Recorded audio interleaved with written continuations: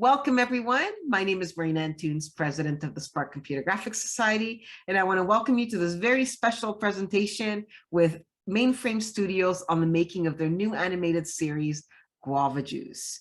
Before we get started, I want to take a moment to thank our sponsors, without whom we wouldn't be able to do these events. Our Terabyte sponsor, Creative BC, our Megabyte sponsors, AMPD Technologies, Animal Logic, Caplano University, and Netflix. Our Kilobyte sponsors, Atomic Cartoons, Bardell Entertainment Inc., Braun Media Corp., DNEG, Image Engine, Mainframe Studios, and Sony Pictures ImageWorks. Our Byte sponsors, AMD Canada, Animasia Animation, the Center for Digital Media, CMPA BC, DigiBC, Foundry, Ghost VFX, NGX Interactive, Nox VFX, Skyline VFX, The Little Death Shop, Unreal Engine, Versatile Media, and the Wacom Store Canada, and our partners, ACM SIGGRAPH. Before we go into the webinar, let's take a look at this brief clip from the series Guava Juice.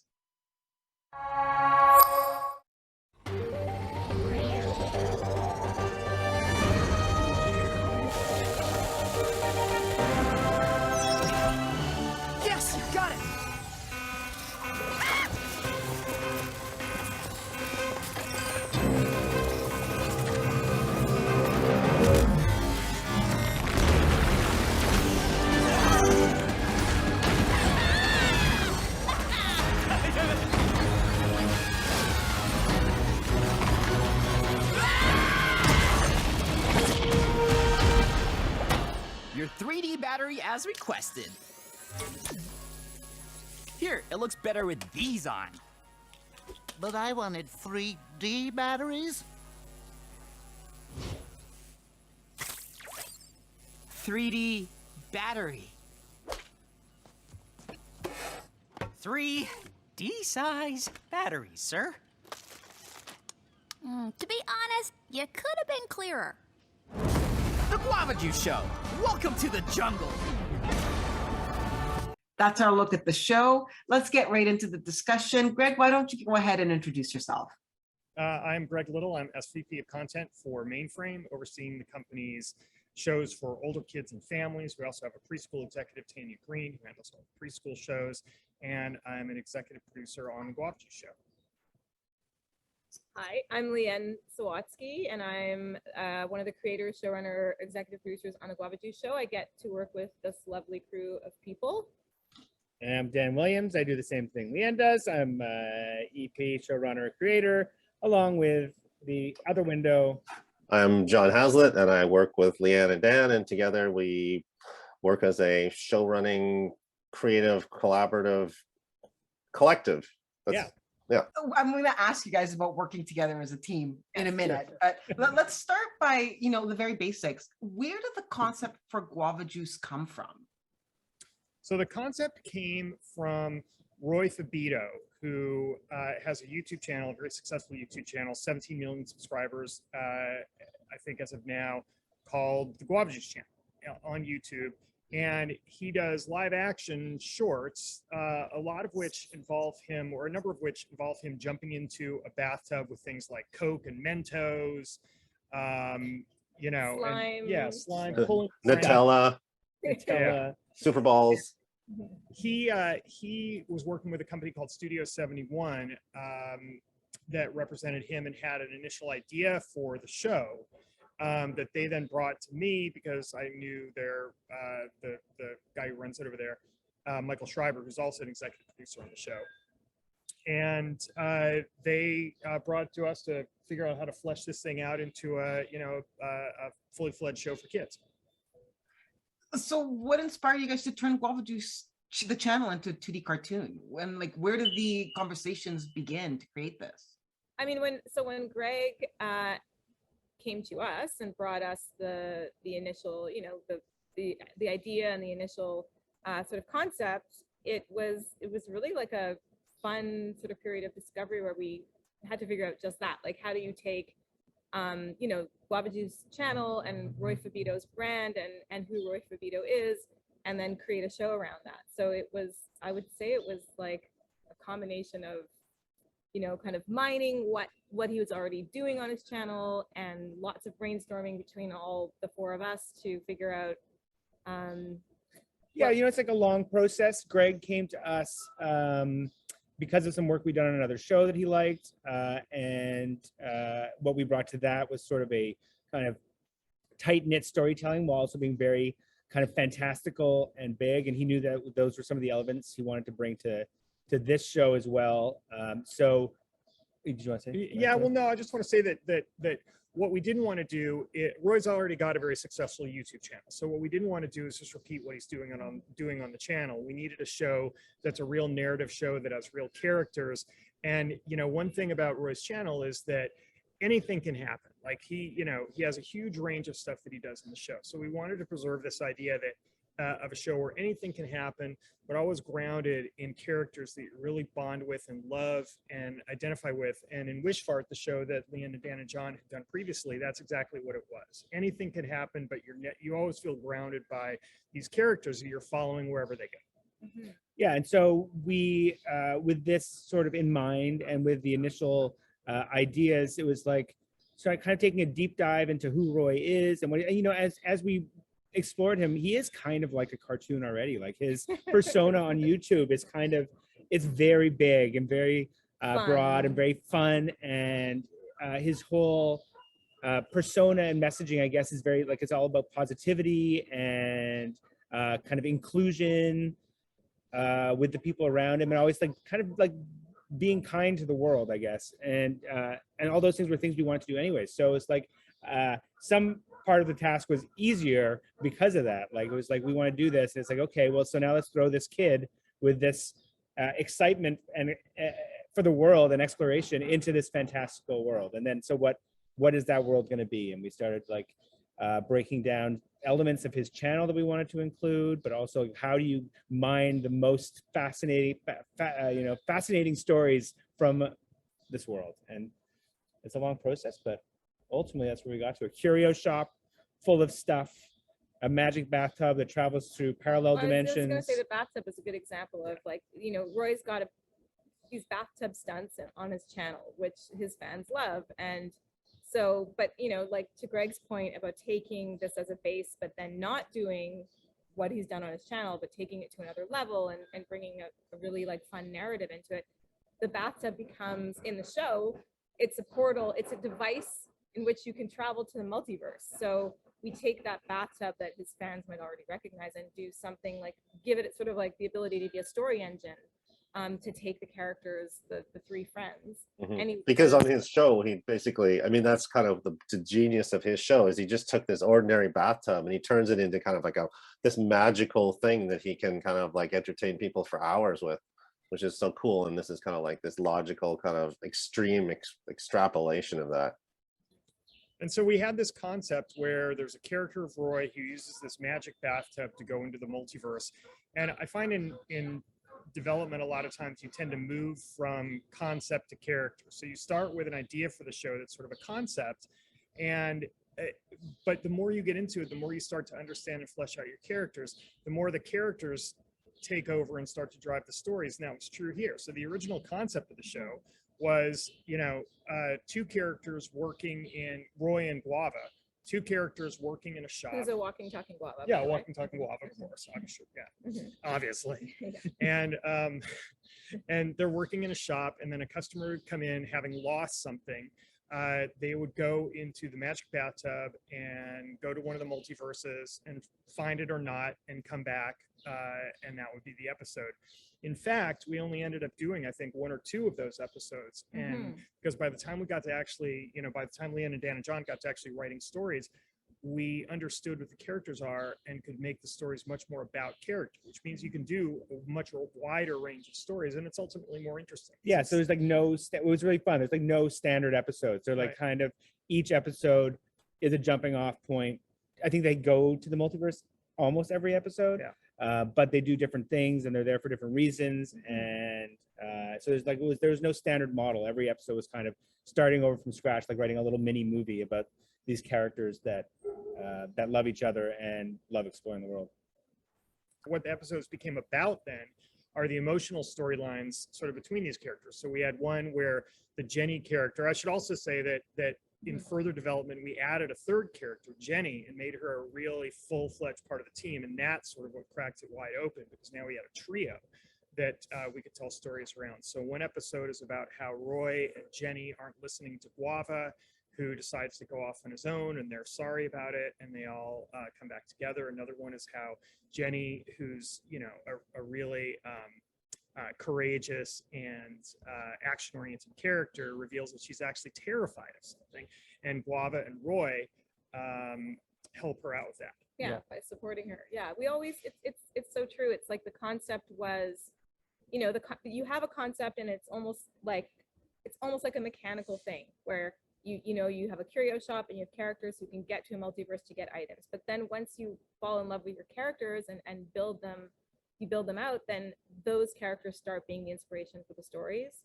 And we knew from the start we wanted it to be a series really about friendship, like real grounded friendships, even though the world could be wild and fantastical, the issues and the friendships were real, and that you would always want to like relate to that and see what happens with these friends. Mm-hmm.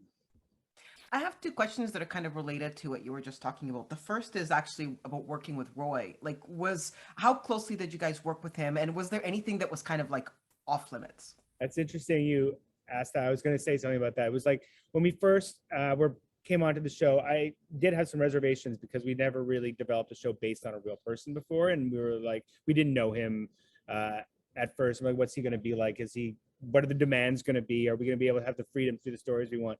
And he legitimately is one of the sweetest guys we've ever worked with. He also really loves cartoons and stories, and he was thrilled.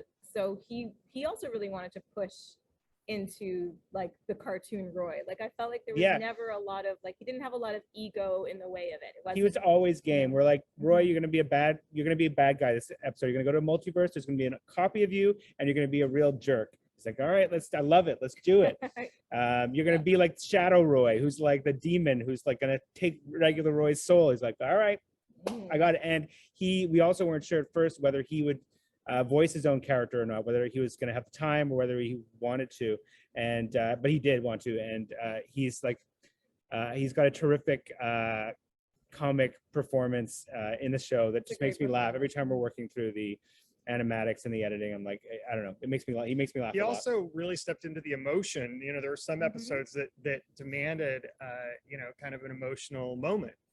And he was able to deliver that. One thing about Roy, you don't get to 17 million subscribers on a YouTube channel without being a total professional. I mean, he is a total pro who has built this, huge following for himself. And so, looking at it, it's not surprising that he stepped in and, did whatever it took to sort of make himself great in that role. And he did. Yeah, he really did. So to say it was a real charm to work with. I think it could. As I say, I haven't really worked with a lot of celebrities making a show about them, but I can't imagine it would always work out that way. I don't know. Yeah, he was a huge contributor and collaborator. So it was great. And this is the best working experience, I think, that safely say that I think all of us have had. It's you're not always working on a show. I've said this many times now as we've been working on it.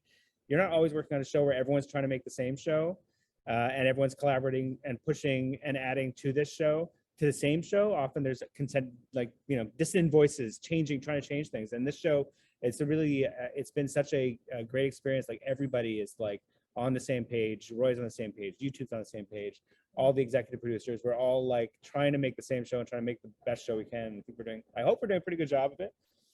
I love it. I think it's a great show, and we regularly, when we're watching episodes, we'll just cackle. Yeah. And not only cackle, but I get choked up. Like there are episodes where he does. I totally do. But there are episodes that, there's a real sweetness to it. There's a real emotional truth to it. Yeah. And it's about that time in your life. Like I think when, the way I like to think about it is that it's about like when you're adult, this is the time of your life you look back on when you think of what it was really like to be a kid. Mm-hmm. And and how great it was, and anything seemed possible, and your best friends were your friends for life. And I kind of love that, you came to the realization very early on that it really was about the characters, and this was just kind of a through line. That also gives you a lot more freedom with the stories you can tell, right? That's it. Yeah, exactly. It's that's the really exciting thing about going from development to production is in development, of course, you have to present a concept. You can't just say every episode's going to be something else because that doesn't sound like a show, right? But once you have that concept down and it's kind of like, in a way, it's sort of a bulletproof concept because you have like an engine to it. But then once you start, building out the characters and falling in love with them, then you realize it's not about that thing at all. It's about these characters. And we were very fortunate in development because YouTube moved us very quickly from development into production. And so there wasn't a lot of time to second guess. That's true. Once we were in development, there wasn't a lot of time to second guess. We moved very quickly and suddenly we were making the show. So it's like, okay, let's figure out some more stuff as we go along. Yeah, because it's totally possible to overdevelop things and things get stale, and then you start turning over ideas, not because they're bad ideas, but just because you just have to churn things over. Yeah, wasn't a lot of churn. No. Yeah. Can we talk a little bit about some of the references for the look of the show and coming up with a visual style? Can you talk a little bit about that? I'm trying to remember. I'm thinking back. Well, yeah, we did have mood boards. I mean, there are things like it's set in, it's set on sort of an old-timey beach boardwalk, and so we knew that we wanted that environment to be kind of a, those environments can be magical places because they can feel old, but there's a lot of stuff for kids. There's this curio shop that has, probably an infinite number of artifacts in it. And in fact, when you go into our back room, we spent a ton of time working on that back room. So it feels like this huge secret that's being uncovered when you first go in, like a place where any kid would just love to spend, years. It's packed with, it's just so things. rich, the background. Like every time, even still when I'm watching episodes or when we're, going through them, you notice new things in the background. And I think that was very, that's sort of a pretty important point in the visual style, is that we wanted to really populate it with magical things and Easter eggs, and so it automatically was kind of a detailed world. Yeah, we definitely wanted detailed backgrounds. It was definitely a consideration going in. We wanted detailed backgrounds. We also knew that they were going to be going to different multiverses every episode, or parallel worlds. I feel like everyone uses the word multiverse now. We've been in production a long time though, and we didn't coin it, but we didn't coin it. But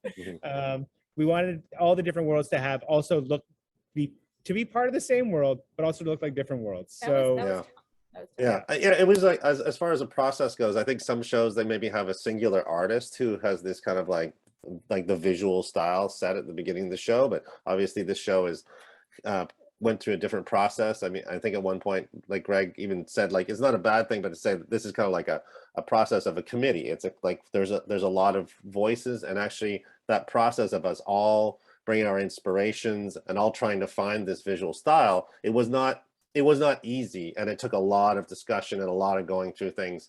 But at the end of the day, I think it was a process that really ended up creating a really rich show, because every single element was considered and looked at and kind of fought over. And because we had a number of artists working on it, occasionally people would come in with just genius stuff. Like the first time we saw the background, the reactor, the reactor. Like, whoa, okay, this is like, this is money. And so we'll be sitting in our reviews and we'll say, who did this? And then they'll say, oh, this was one of the artists did that, and so then we'll start to identify what she did, and build on that. Build on that. Yeah, I feel like it's so true what John was saying, is that it could sound like a bit of a nightmare that there were so many voices, but in this case, I think it was really really important to where we got to, because it was so, like, it does make for a rich environment, because there were so many ideas, and we actually found a way to incorporate, like, to agree upon, but incorporate the ideas as well.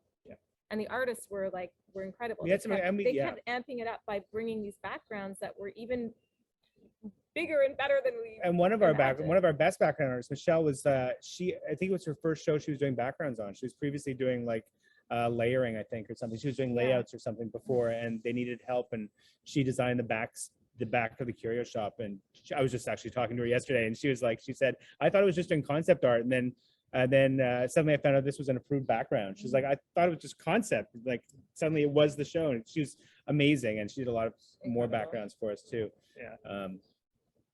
Yeah, I would say that Greg doesn't like aliens that look like aliens. Right. This is one That was thing a we know. continuing thing. No No aliens. aliens that look like traditional aliens. Which is tough, but we understood what he meant. Like we're going to different worlds, and so visually we're trying to convey different worlds, and sometimes there are different kinds of creatures, but we really want to stay, especially Greg, to stay away from creatures and that look like aliens, right? So It we're is always trying to, something- create something new. Yeah, it is something I really try to avoid, like in development, a specific thing, because people think that alien means something, but it actually doesn't. All it means is not us. And so that's a very wide range of possibilities. And Right. so what you find is that it's a vague, undefined idea. So what we started to do is defining, the places that we were going to a greater extent. I mean, this would have happened anyway. But Mhm. Yeah.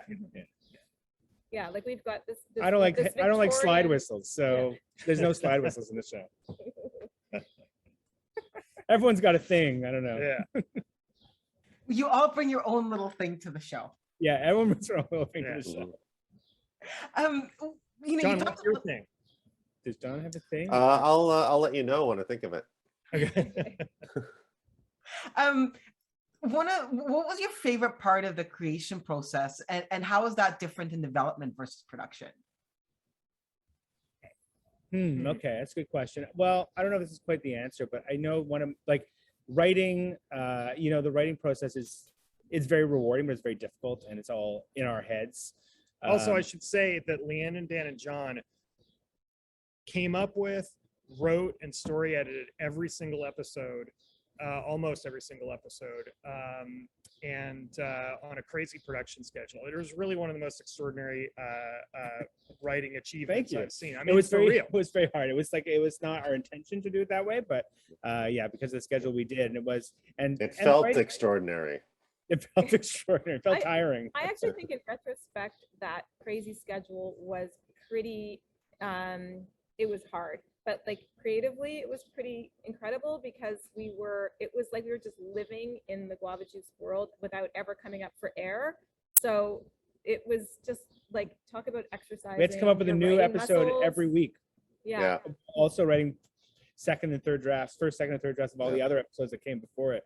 It does focus the mind, and you burn pretty hot when you're so like in it in such a short period of time. But I mean, I wouldn't recommend it for mental and physical reasons, but the product is actually pretty good. Yeah, and we really like I can't imagine doing it like it was myself. Being able to work with Well, you could. Lienne and John and Greg and Michael to bring it all together was very rewarding.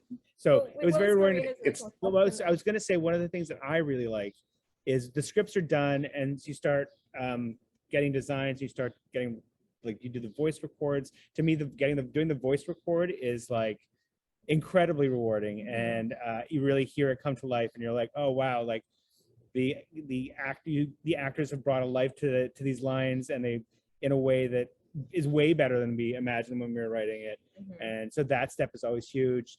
And then seeing the But it designs wasn't and better than our read-throughs, right? That we would do. oh yeah, we do read-throughs. read-throughs. We do read-throughs before record to final punch up and cuts and stuff. And Where we would all read the Yeah. voice together. The read through is the part where we lower our expectations. So everything from then on is going to be awesome.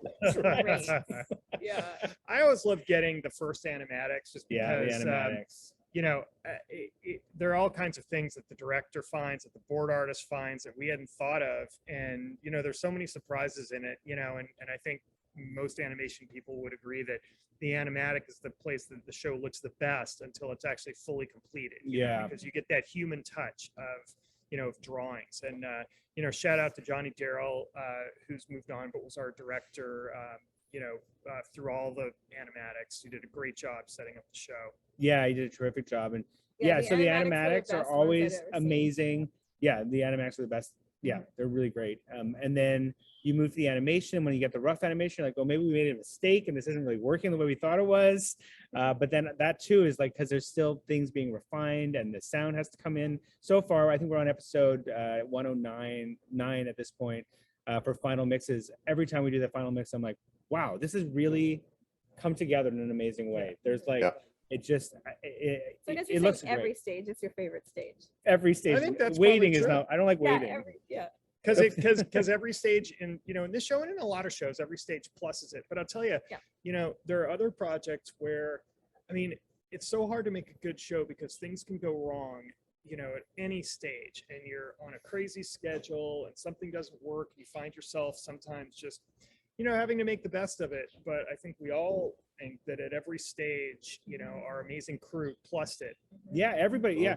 It's like, even at the beginning, we were like, the initial plan was to have an opening credit sequence for every episode, and then for the same opening and credit sequence, and then the episode. And we were like, early on, we were like, can we not do that? Because we don't think kids are going to watch the opening credits, and we just want them to get in the show. And I thought they were going to say, everyone was going to say no for budget reasons, but like, I don't know. Street people rallied and said, yeah, let's do it.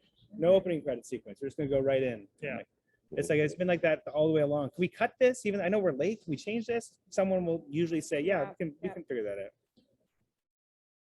And I think the crew really loves the show too. Yeah. I think that's, you can really tell when people are invested. Yeah, that's so true. Like everyone's under the gun, but they all still continually want to make it better. Like, and everybody's really proud of it. So it's, I can't possibly pick one favorite part.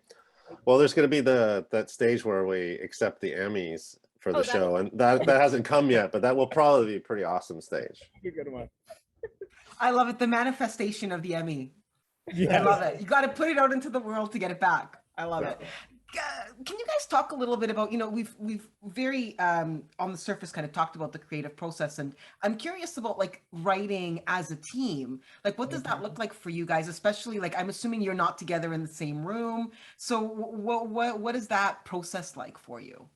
I mean, I'm going to start in general, like first of all, the sort of brainstorming and generating of ideas was always really free flowing and amazing through all of us. If Greg included, we would have these really good meetings where we would, just throw ideas at the wall. Throw ideas and get excited about stuff. And when we would get excited about an idea, we knew we were like onto something, and we'd try to flesh it out. But in terms of the actual writing, a lot of TV is written, there are writing rooms. And so Dan and John and I kind of consider ourselves like a small writing room, and we operate that way. So we break stories together. We all of that we do together, usually over Skype, which is usually use Skype. But then usually what happens is, just like in a writing room, one of us will take that and do a draft of it, and then that draft will kind of go make the rounds, and we each we'll talk about it and figure out what's not working, and someone might do an edit. So it's just like a fluid. If you've ever seen a video of three pandas fighting over a bamboo shoot, it's very kind of a visualization of what happens. Very succinct. Yeah.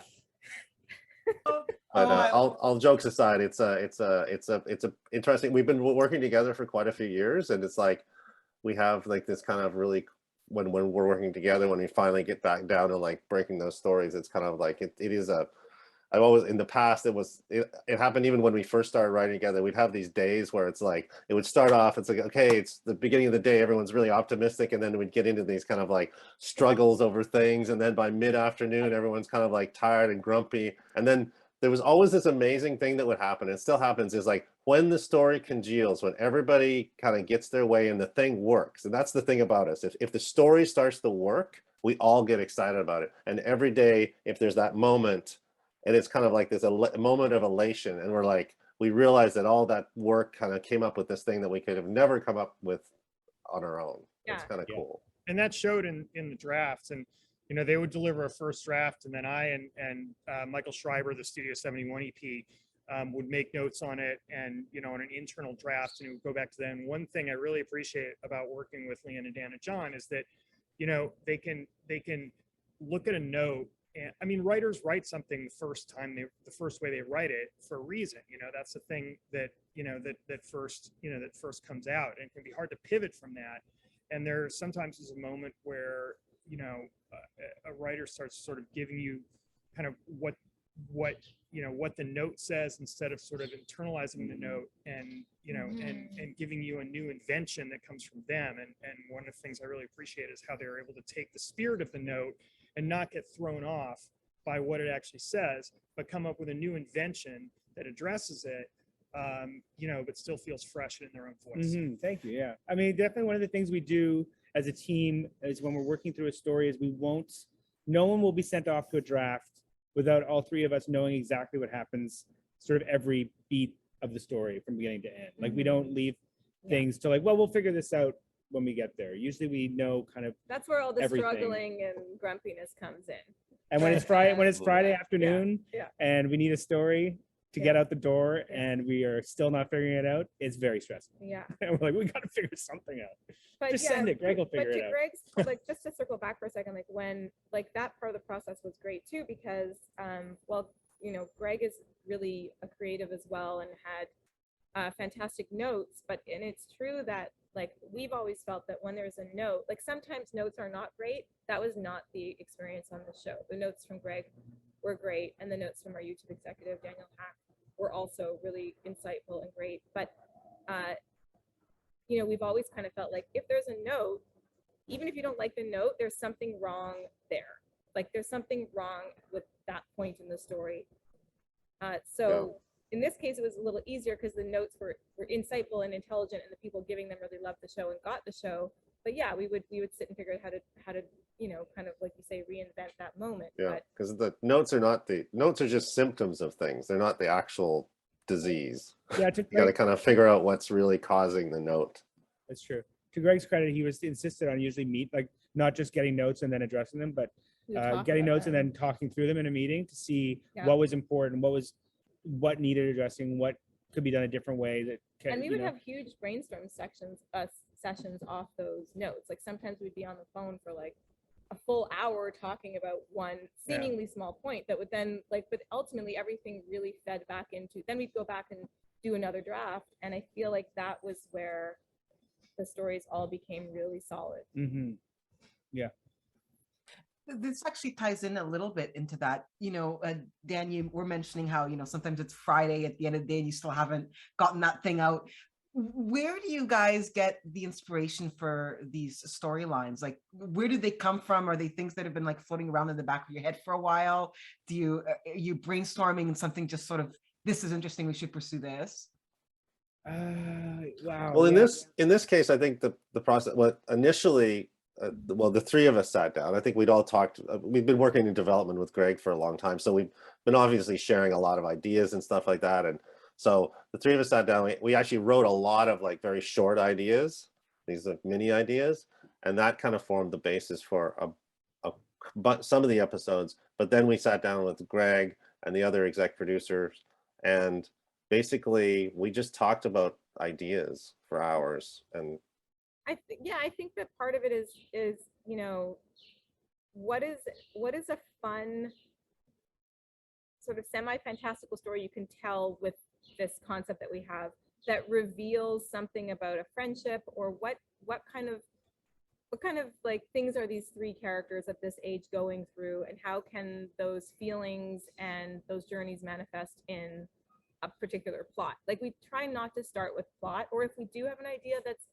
really like a plot-based idea, then we're constantly searching for like what kind of a story can you tell with that. So you're not just like churning out kind of mechanical.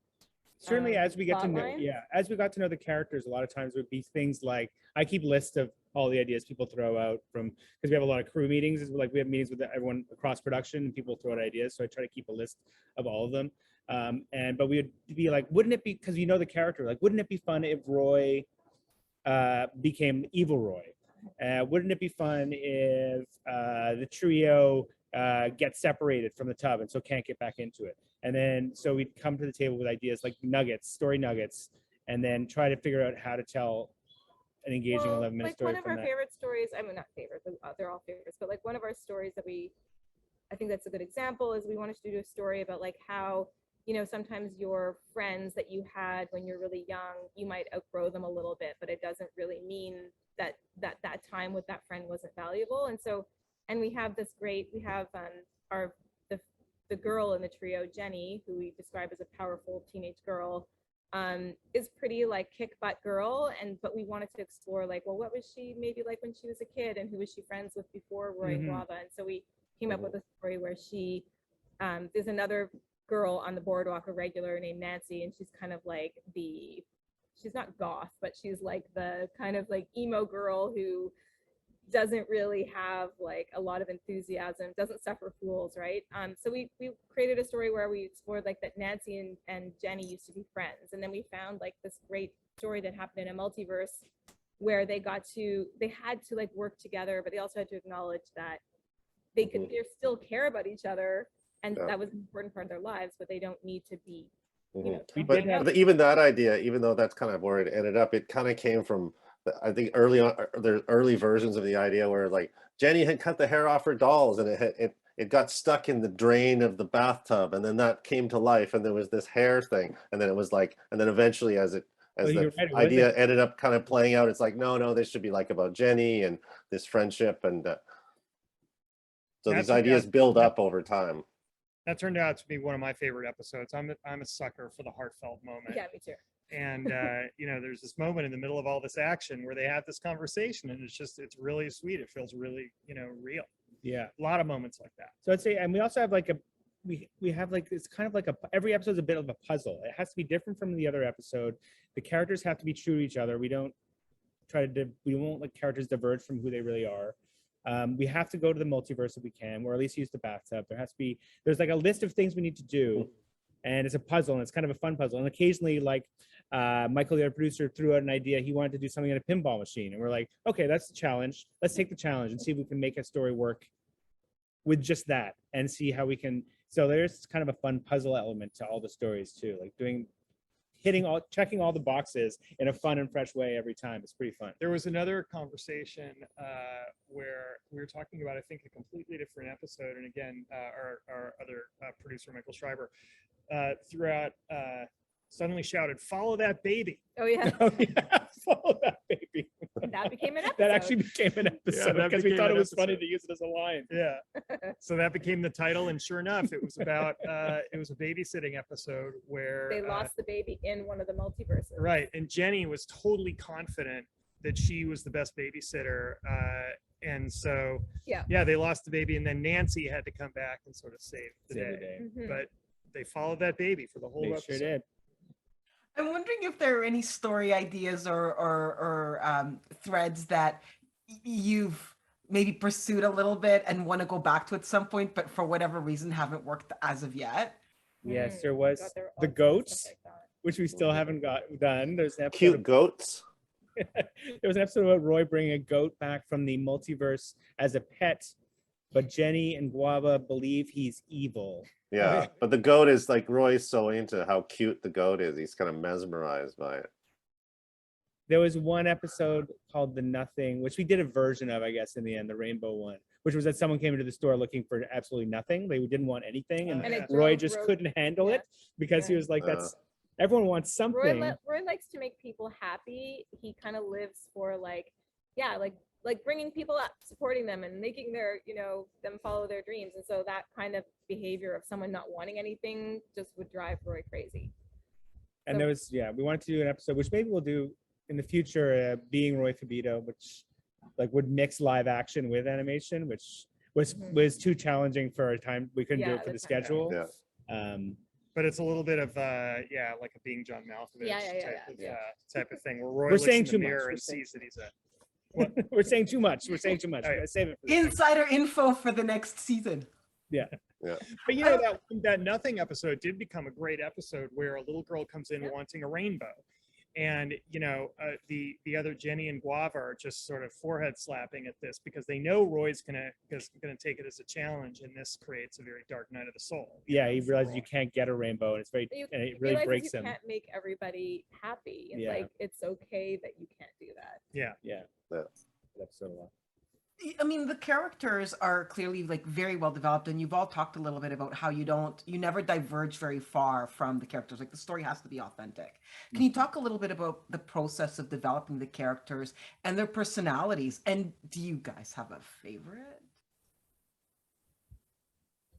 Mm, I mean, I think it all starts with Roy, and like, I mean, I love, it's such a cop out, but I really do love all of them. I mean, one thing I'll say about Roy's character that I love so much is sometimes it's hard to make the lead as interesting in a way, like, because they kind of sometimes have to be like the straight man. But I think Roy is such a good character in that he's so entertaining. Like his goals are so out there, and yet they come from such a good place. So you can really, like, he can really be not the voice of reason. Yeah. And I love that about him.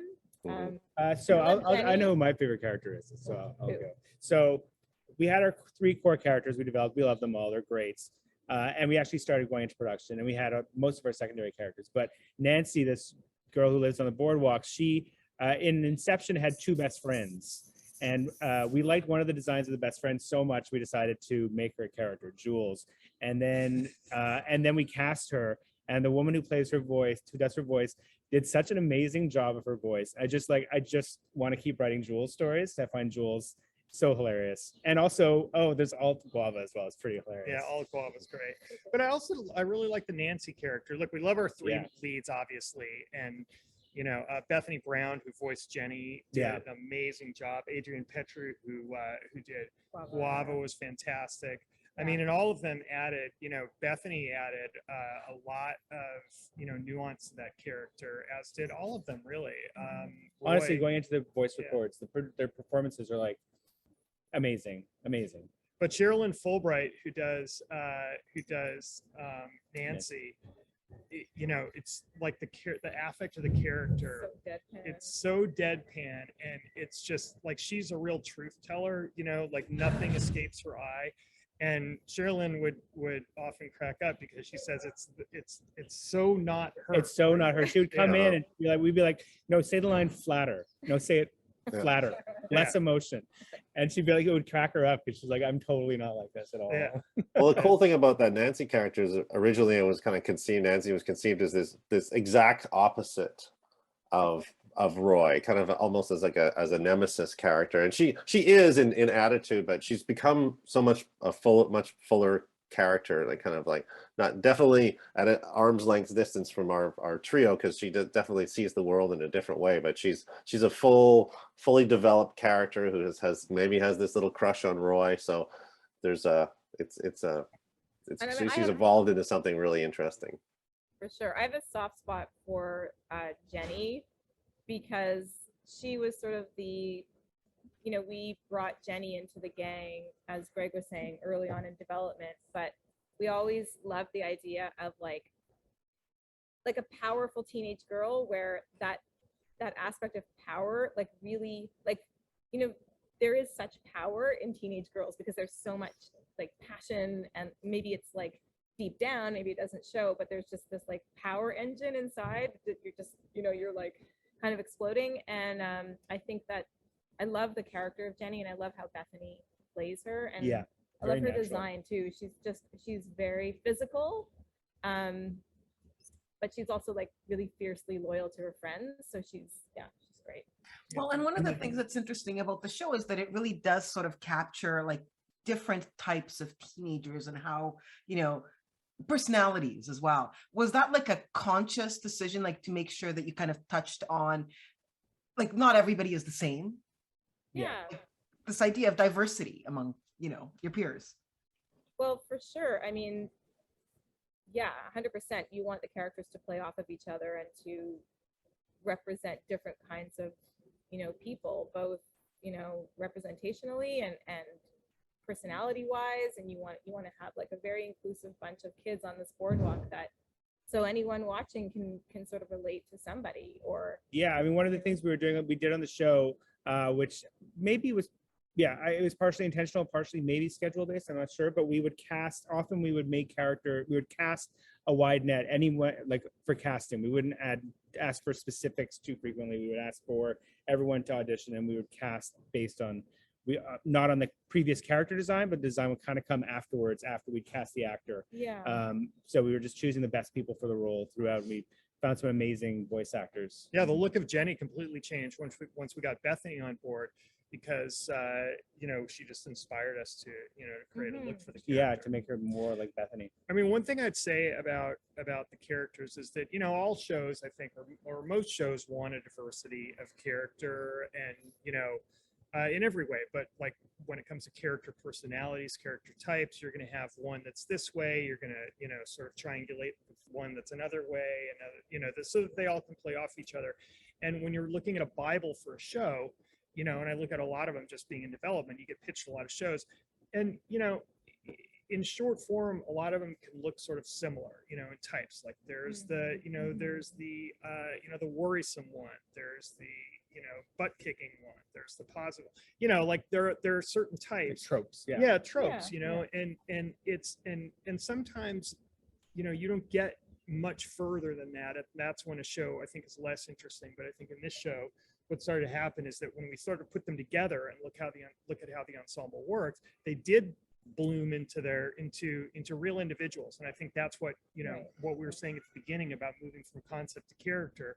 We really got to know those characters. And I think behind the scenes, Lienne and Dan and John were able to leverage that into really unique individual stories. Yeah, that is something definitely that happens, where like when you start, you have an idea of what a character should be like, but as you move in and it gets cast and the actors make the character kind of their own, they start telling you a bit what this character can do and how they can be authentic, and that's actually a great time, because you're like you get away from the tropes or from the Bible description. From the Bible description into some real characters. The Bible description and into the real nuts and bolts, and you start to know like what many more specifics about the character. What do they like? What are they afraid of? Like, and you can put that kind of stuff in a Bible, but often I feel like it really just comes from in the story creation part and in the and your yeah, it's true, because chemicals between everybody. yeah, when you start writing those scripts and those stories and those characters start coming alive, you start to diverge from the Bible fairly quickly. The Bibles can actually contain a lot of, they're all very Baroque. They contain a lot of information. And then But drawing on real things as well, like Roy being of Filipino descent, and like certain things were important to him, and those things would start to like really make the world richer and then affect the whole thing. Like even just he really wanted to have, for him it was really important to have a grandmother character, like to have his Lola in the show, and those decisions really like kind of ripple out and affect everything else, and you start end up feeling like the world is real. We have a real world where like characters have things they really care about for real, and I'm not sure that answered what you were originally asking, but I think diversity of character. I feel like it's such an organic process, really. And then what you can do is, once you know those characters that well, then you can do fun episodes that flips them.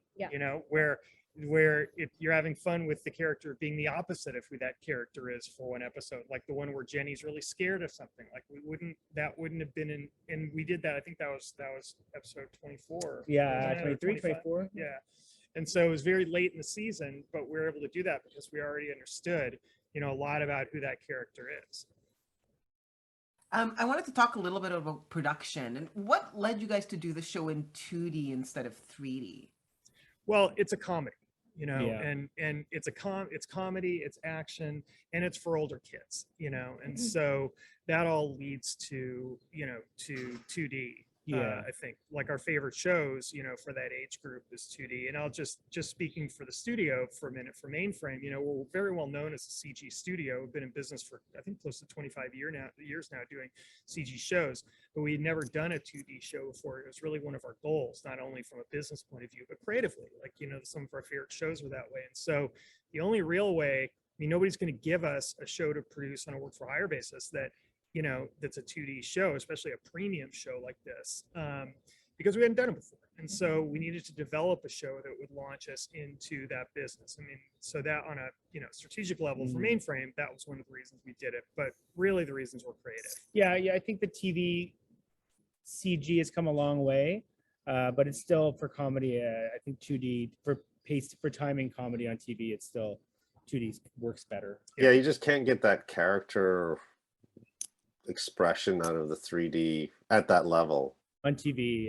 Movie's a little different because the budget's really huge. They can spend so much time on it, but But that gesture, that the comedy, that gesture and the character is so important. Well, Greg, I was wondering if you can elaborate more on, Mainframe moving to a 2D show. Like, what does that look like for the studio specifically? Like, what changes did you guys have to incorporate in order to allow to be able to do a 2D show?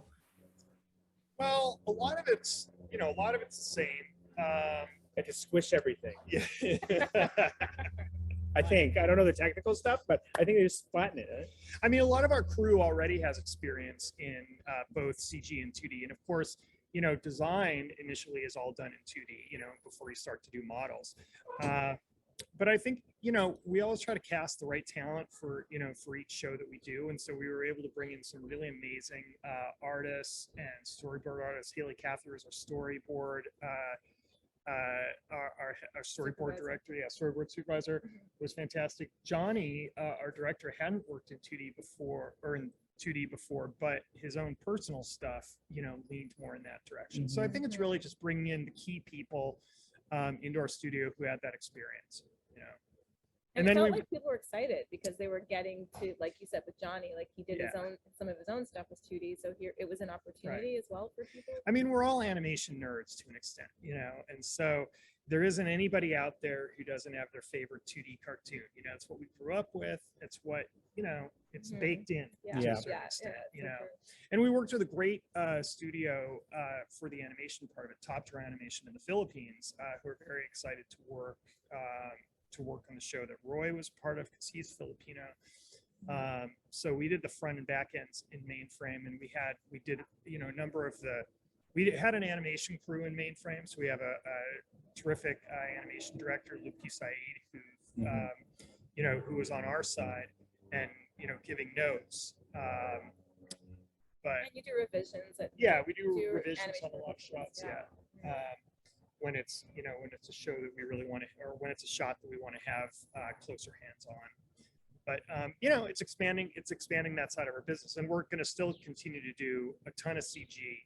And actually in the studio, and then I'll let somebody else jump in, but what I've really tried to get away from in developing shows visually inside the studio is stop talking about CG and 2D altogether and just start to identify the look of the show. And then we've got great people inside the studio that can figure out what the right technical pipeline is for that.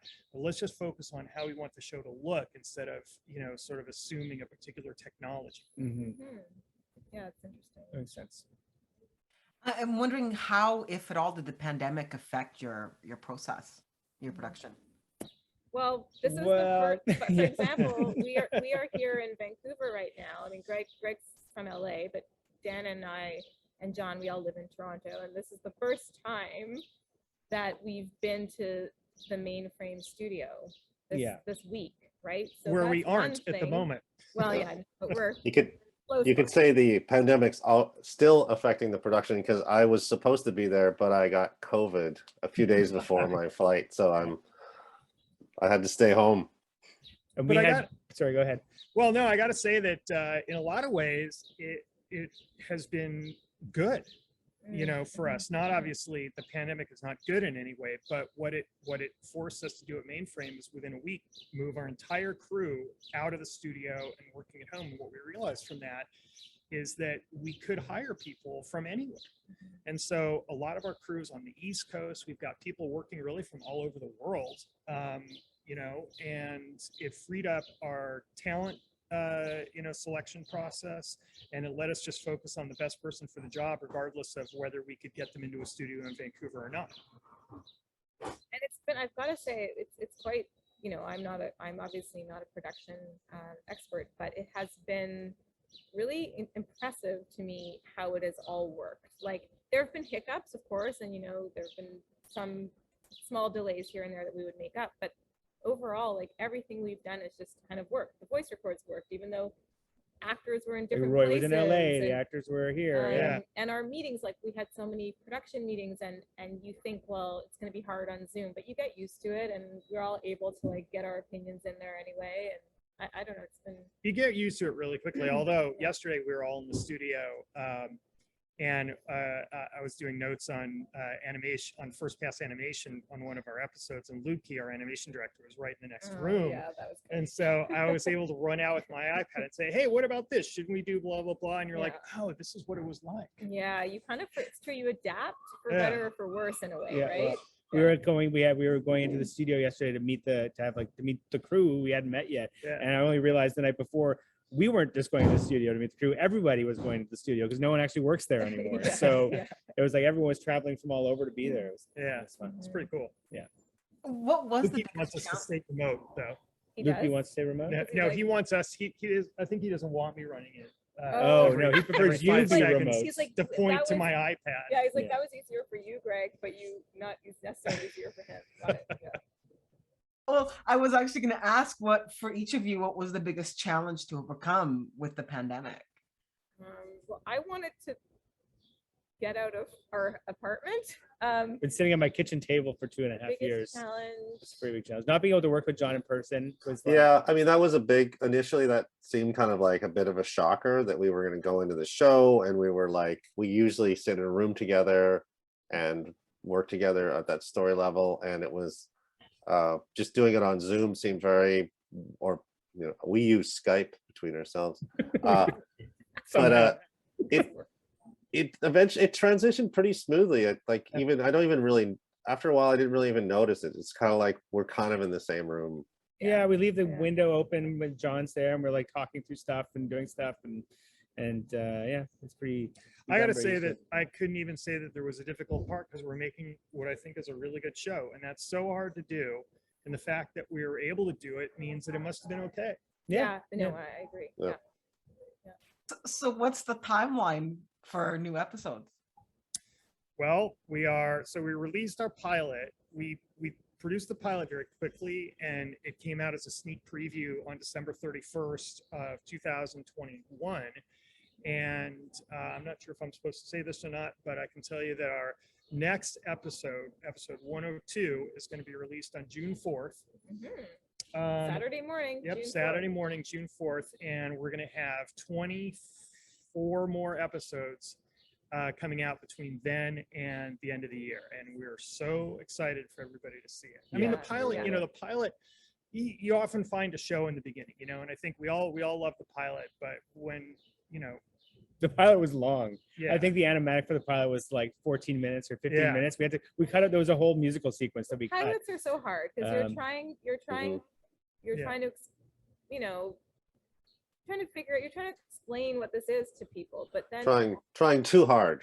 yeah, trying you're too trying hard. too hard. So we're really, the episodes, I think they get better and better and better. I mean, they're good to start with and they get better. And so it's just really exciting for us to, we want people to see all of these stories. Yeah, I think this show goes some places that are like, I'm actually totally surprised at times when I think of some of the episodes we pulled off. There's an ambition amongst everyone, the executive producers and everybody, that was kind of like quite inspiring. I think there's some episodes that are like, I'm still to this day, I'm like, we actually got that in 11 minutes. That's insane. Yeah. Okay, so favorite episodes. Uh-oh. I think, although we haven't seen it yet because it's so late in it, but in my mind, I'd like the rainbow one when Sally comes in looking for a rainbow. Like it has some things I really like in it, and we have one of our best villains in it as well. And I like when Roy plays alternate versions of himself. So I don't know, it has a lot of things that I like. Do you? For me, it's Valley of the Dolls. I think it's the episode with great Jenny and Nancy kind of working their childhood stuff out, and I love how it turned out. I don't really have a favorite, but I think a notable one for me is the Ampersands of Time, which is a very ambitious episode where they end up going back in time inadvertently and finding out their Ampersand, owns the curio shop, a younger version of him in this world where there's memory stealing crystals, and they find out about his youth and his memories are stolen, and it builds all this kind of crazy mythology. But it's actually a really just fun episode about these three characters stuck in this weird Victorian world. Yeah. That's Every a good time one. someone says something, I'm like, I'm like, maybe oh yeah, that's that is back to my regular. favorite It's one. really hard to And now I'm pick. thinking, oh, the Western one's really good, and then Yeah. the time loop one is really good. Oh, the time loop one's great. Yeah. And that was a later episode because we're able to take a number of the things from previous episodes and sort of use them in a different way. I mean, I am well known as the guy who's a sucker for the heartfelt moment. So, you know, I love Valley of the Dolls, the one where with Jenny and Nancy. I absolutely love. We did a 2-part episode. Hopefully, we're okay to talk about it. But why not? Right? So. We did a 2-part episode where there's a moment at the end of part 1, the cliffhanger at the end of part 1, where Guava steps up with just this amazingly brave declaration. I just want to like jump up and like put my hand up, you know, when he does it. Because it's awesome. Yeah, that is awesome. It's a very Adventure like, 9000. Oh, Adventure really 9000. That's one I was going to say. I really like that. But it's our trio versus an evil computer who turns out to have kind of a heart of gold. Yeah, well, that they convert. They convert. Right. Yeah. Mhm. Yeah, they show generosity, and that reminds the computer of its own humanity. That's right. Exactly. So all the episodes. We love them all. Yeah. I was going to say, I mean, the energy certainly comes through, and I want to thank you guys for your time. It's been amazing getting to know you a little bit and learn more about the show. Lienne, Greg, Dan, John, thank you all so much for your time. It really has been amazing. We can't wait to see it. It sounds so awesome. We can't wait to show it. Yeah. So thank you for this. It was really fun talking to you, Marina. It was Yeah, thanks so much. Thank you.